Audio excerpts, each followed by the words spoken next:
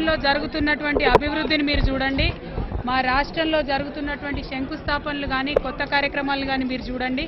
మీరు అనవసరంగా తెలంగాణ ప్రజల మీద టీఆర్ఎస్ ప్రభుత్వం మీద ఏడవడం ఆపేసి ఆ పాల దుకాణం బంద్ పెట్టుకొని మీ పార్టీని బంద్ పెట్టుకొని తెలంగాణలో వచ్చి కొబ్బరికాయల షాప్ పెట్టుకుంటే మా కేసీఆర్ గారు చేసేటటువంటి శంకుస్థాపనలన్నిటికీ కూడా మీకు మంచి డిమాండ్ వస్తుంది. ఆ కార్యక్రమాలు మానేసి ప్రజల అభివృద్ధి గురించి ఆలోచించడం మానేసి ఆంధ్ర ప్రాంత ప్రజల్ని ఉట్టిగానే మీరు రెచ్చగొడతా ఉన్నారు. కొత్త రాష్ట్రం వచ్చింది, ఎట్లా అభివృద్ధి చెందాలని ప్రజలకు ఒక పాజిటివ్ దృక్పథాన్ని నేర్పించాలి తప్పితే నెగిటివ్ దృక్పథం నేర్పించడాన్ని మేము ఖండిస్తూ ఉన్నాం. మా రాష్ట్ర అవతరణ దినోత్సవం నాడు ఆయన అన్ని రకాలుగా తెలంగాణ మీద నెగిటివ్ మాట్లాడడాన్ని కూడా మేము తీవ్రంగా ఖండిస్తూ ఉన్నాం. At the same time Uttam Kumar Reddy గారు సంవత్సర పాలనలో 100కు 5 మార్కులు వేస్తామని మాకు చెప్పడం జరిగింది. మీకు ఎలక్షన్లో ఎన్ని మార్కులు వచ్చాయో దయచేసి ఉత్తమ్ కుమార్ రెడ్డి గారు గుర్తు తెచ్చుకోవాలని చెప్పి నేను కోరుతా ఉన్నాను.